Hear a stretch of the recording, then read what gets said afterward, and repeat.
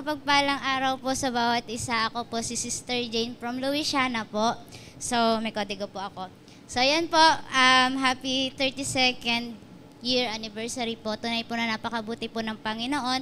At nagpapasalamat po ako sa Lord sapagkat hindi niya po kami iniwan at talaga pong siya po yung laging sumasama po sa amin sa lugar ng Louisiana, kasama po ng mga kapatid natin sa Panginoon. Tunay po na yung pong mga katulad po ng sinabi ni Pastora, na yung mga youth po din po sa Louisiana is nakapagpag-graduate din po kami ng halos 30 po na kabataan, na mga bata ng DBBS po.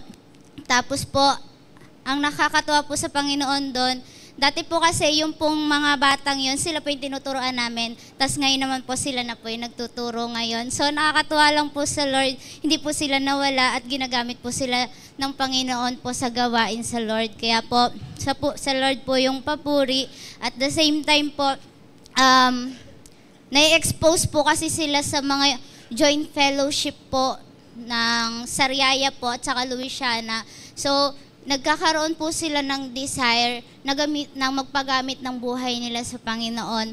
Kaya po hanggang po sa ngayon napaka-active po nila sa church. At tuwing po kasi nagkakaroon ng summer, nagkakaroon po kami ng musical instrument ng pag-aaral.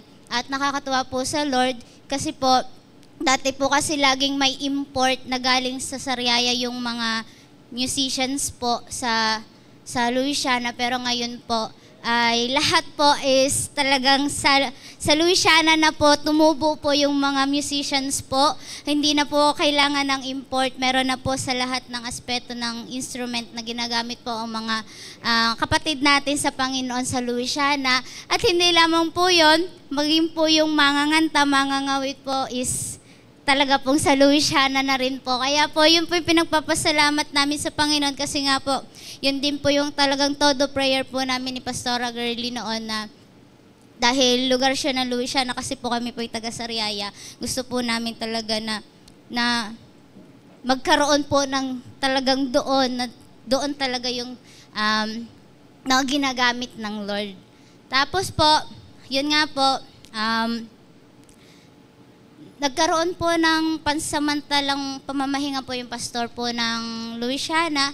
Kaya po nagkakaroon po kami ng rotation every first and third po, meron pong naka-schedule, and second and fourth po, si Pastor Boy po yung nandoon. At salamat po sa Lord, hindi po kami iniwan ng Lord. Though may mga adjustments po, pero ang Lord po yung siya talagang tumutulong sa amin throughout ng mga adjustments na yon. At salamat po sa mga support din po na yung pong mga na-schedule po, meron po dito na na-schedule galing from Marikina po, hindi ko na po babanggitin, baka may makalimutan pa ako.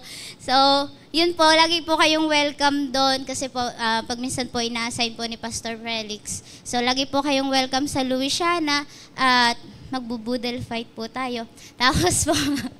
Tapos yun po kasi nagkaroon na rin po kami ng regular na family day every fourth week po. So, nagiging tight po yung band ng family bilang hindi lamang po, di ba po, pag minsan pagkatapos ng service, nagkakaalisa na po. So, dun po sa family day, nagkakaroon po na lalong nagiging strong yung band ng family bilang isang pamilya sa Lord.